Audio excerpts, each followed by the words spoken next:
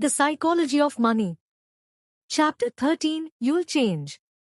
Some of the best examples of smart financial behavior can be found in an unlikely place, Las Vegas casinos. Not among all players, of course. But a tiny group of blackjack players who practice card counting can teach ordinary people something extraordinarily important about managing money: the importance of room for error. The fundamentals of blackjack card counting are simple. No one can know with certainty what card the dealer will draw next. But by tracking what cards have already been dealt, you can calculate what cards remain in the deck. Doing so can tell you the odds of a particular card being drawn by the dealer. As a player, you bet more when the odds of getting a card you want are in your favor and less when they are against you. The mechanics of how this is done don't matter here. What matters is that a blackjack card counter knows they are playing a game of odds, not certainties. In any particular hand, they think they have a good chance of being right, but know there's a decent chance they're wrong. It might sound strange given their profession, but their strategy relies entirely on humility that they don't know, and cannot know exactly what's going to happen next, so play their hand accordingly. The card counting system works because it tilts the odds ever so slightly from the house to the player. But bet too heavily even when the odds seem in your favor, and, if you're wrong, you might lose so much that you don't have enough money to keep playing. There is never a moment when you're so right that you can bet every chip in front of you. The world isn't that kind to anyone, not consistently, anyways. You have to give yourself room for error. You have to plan on your plan not going according to plan. Kevin Lewis, a successful card counter portrayed in the book Bringing Down the House, wrote more about this philosophy. Although card counting is statistically proven to work, it does not guarantee you will win every hand, let alone every trip you make to the casino. We must make sure that we have enough money to withstand any swings of bad luck. Let's assume you have roughly a 2% edge over the casino. That still means the casino will win 49% of the time. Therefore, you need to have enough money to withstand any variant swings against you. A rule of thumb is that you should have at least 100 basic units. Assuming you start with $10,000, you could comfortably play a $100 unit. History is littered with good ideas taken too far, which are indistinguishable from bad ideas. The wisdom in having room for error is acknowledging that uncertainty, randomness, and chance, unknowns, are an ever-present part of life. The only way to deal with them is by increasing the gap between what you think will happen and what can happen while still leaving you capable of fighting another day. Benjamin Graham is known for his concept of margin of safety. He wrote about it extensively and in mathematical detail. But my favorite summary of the theory came when he mentioned in an interview that the purpose of the margin of safety is to render the forecast unnecessary.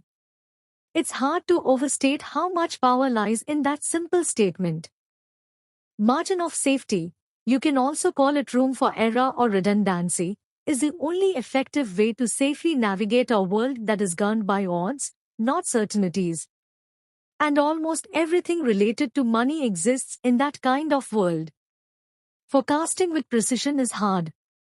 This is obvious to the card counter, because no one could possibly know where a particular card lies in a shuffled deck. It's less obvious to someone asking, what will the average annual return of the stock market be over the next 10 years, or on what date will I be able to retire? But they are fundamentally the same. The best we can do is think about odds. Graham's margin of safety is a simple suggestion that we don't need to view the world in front of us as black or white, predictable or a crapshoot. The gray area, pursuing things where a range of potential outcomes are acceptable, is a smart way to proceed. But people underestimate the need for room for error in almost everything they do that involves money. Stock analysts give their clients price targets, not price ranges. Economic forecasters predict things with precise figures, rarely broad probabilities.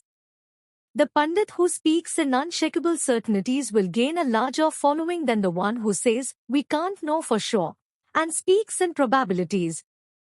We do this in all kinds of financial endeavors, especially those related to our own decisions. Harvard psychologist Max Bazerman once showed that when analyzing other people's home renovation plans, most people estimate the project will run between 25% and 50% over budget. But when it comes to their own projects, people estimate that renovations will be completed on time and at budget. Or the eventual disappointment. Two things cause us to avoid room for error. One is the idea that somebody must know what the future holds, driven by the uncomfortable feeling that comes from admitting the opposite. The second is that you're therefore doing yourself harm by not taking actions that fully exploit an accurate view of that future coming true. But room for error is underappreciated and misunderstood. It's often viewed as a conservative hedge, used by those who don't want to take much risk or aren't confident in their views. But when used appropriately, it's quite the opposite. Room for error lets you endure a range of potential outcomes, and endurance lets you stick around long enough to let the odds of benefiting from a low probability outcome fall in your favor. The biggest gains occur infrequently, either because they don't happen often or because they take time to compound. So the person with enough room for error in part of their strategy, cash, to let them endure hardship in another, stocks, has an edge over the person who gets wiped out, game over, insert more tokens, when they're wrong. Bill Gates understood this well. When Microsoft was a young company, he said he came up with this incredibly conservative approach that I wanted to have enough money in the bank to pay a year's worth of payroll even if we didn't get any payments coming in. Warren Buffett expressed a similar idea when he told Berkshire Hathaway shareholders in 2008, "I have pledged, to you, the rating agencies and myself, to always run Berkshire with more than ample cash. When forced to choose, I will not trade even a night's sleep for the chance of extra profits." There are a few specific places for investors to think about room for error. One is volatility. Can you survive your assets declining by 30%? On a spreadsheet, maybe yes, in terms of actually paying your bills and staying cash flow positive. But what about mentally? It is easy to underestimate what a 30% decline does to your psyche. Your confidence may become shot at the very moment opportunity is at its highest. You, or your spouse, may decide it's time for a new plan or new career. I know several investors who quit after losses because they were exhausted. Physically exhausted. Spreadsheets are good at telling you when the numbers do or don't add up. They're not good at modeling how you'll feel when you tuck your kids in at night wondering if the investment decisions you've made were a mistake that will hurt their future. Having a gap between what you can technically endure versus what's emotionally possible is an overlooked version of room for error. Another is saving for retirement. We can look at history and see, for example, that the US stock market has returned an annual average of 6.8% after inflation since the 1870s. It's a reasonable first approximation to use that as an estimate of what to expect on your own diversified portfolio when saving for retirement. You can use those return assumptions to back into the amount of money you'll need to save each month to achieve your target nest egg. But what if future returns are lower? Or what if long-term history is a good estimate of the long-term future, but your target retirement date ends up falling in the middle of a brutal bear market, like 2009? What if a future bear market scares you out of stocks and you end up missing a future bull market, so the returns you actually earn are less than the market average? What if you need to cash out your retirement accounts in your 30s to pay for a medical mishap? The answer to those what-ifs is, you won't be able to retire like you once predicted, which can be a disaster. The solution is simple. Use room for error when estimating your future returns. This is more art than science. For my own investments, which I'll describe more in Chapter 20, I assume the future returns I'll earn in my lifetime will be one-third lower than the historic average. So I save more than I would if I assumed the future will resemble the past. It's my margin of safety. The future may be worse than one-third lower than the past, but no margin of safety offers a 100% guarantee. A one-third buffer is enough to allow me to sleep well at night. And if the future does resemble the past, I'll be pleasantly surprised. The best way to achieve felicity is to aim low, says Charlie Munger. Wonderful. An important cousin of room for error is what I call optimism bias in risk-taking, or Russian roulette should statistically work syndrome, an attachment to favorable odds when the downside is unacceptable in any circumstances. Nassim Taleb says, you can be risk-loving and yet completely averse to ruin.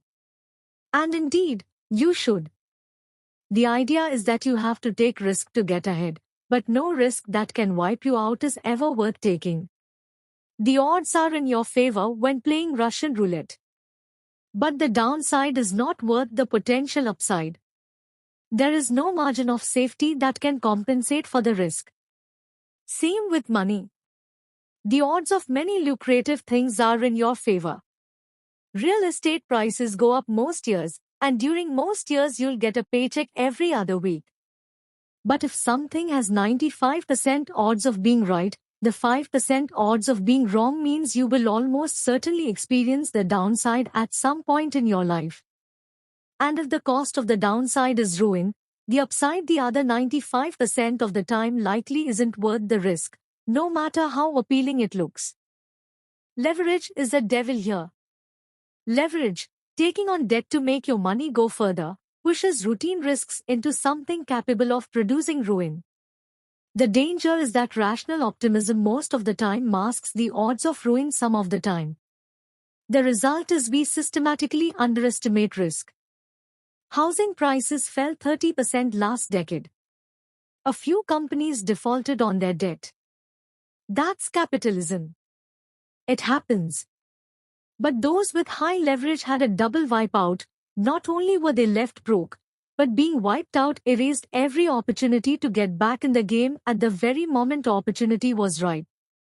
A homeowner wiped out in 2009 had no chance of taking advantage of cheap mortgage rates in 2010. Lehman Brothers had no chance of investing in cheap debt in 2009. They were done. To get around this, I think of my own money as barbelled. I take risks with one portion and am terrified with the other. This is not inconsistent, but the psychology of money would lead you to believe that it is. I just want to ensure I can remain standing long enough for my risks to pay off. You have to survive to succeed. To repeat a point we've made a few times in this book, the ability to do what you want, when you want, for as long as you want, has an infinite ROI. Room for error does more than just widen the target around what you think might happen. It also helps protect you from things you'd never imagine, which can be the most troublesome events we face. The Battle of Stalingrad during World War II was the largest battle in history. With it came equally staggering stories of how people dealt with risk. One came in late 1942, when a German tank unit sat in reserve on grasslands outside the city. When tanks were desperately needed on the front lines, something happened that surprised everyone. Almost none of them worked. Out of 104 tanks in the unit, fewer than 20 were operable. Engineers quickly found the issue.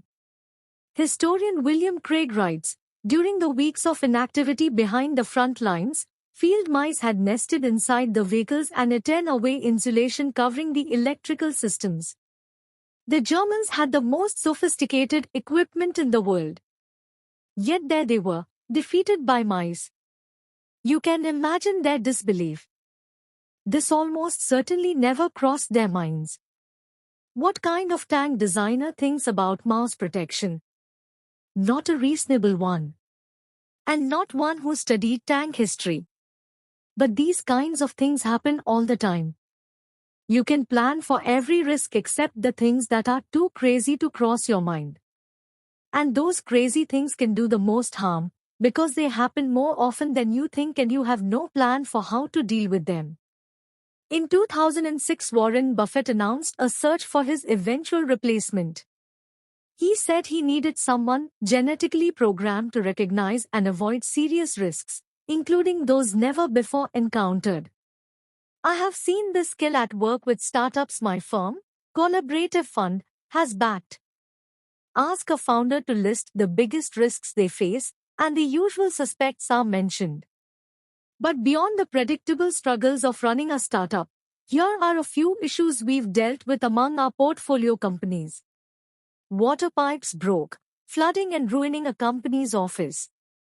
A company's office was broken into 3 times. A company was kicked out of its manufacturing plant. A store was shut down after a customer called the health department because she didn't like that another customer brought a dog inside. A CEO's email was spoofed in the middle of a fundraise that required all of his attention. A founder had a mental breakdown. Several of these events were existential to the company's future. But none were foreseeable, because none had previously happened to the CEOs dealing with these problems, or anyone else they knew, for that matter. It was uncharted territory. Avoiding these kinds of unknown risks is, almost by definition, impossible. You can't prepare for what you can't envision. If there's one way to guard against their damage, it's avoiding single points of failure. A good rule of thumb for a lot of things in life is that everything that can break will eventually break. So if many things rely on one thing working, and that thing breaks, you are counting the days to catastrophe. That's a single point of failure. Some people are remarkably good at avoiding single points of failure. Most critical systems on airplanes have backups, and the backups often have backups. Modern jets have 4 redundant electrical systems. You can fly with one engine and technically land with none, as every jet must be capable of stopping on a runway with its brakes alone, without thrust reverse from its engines.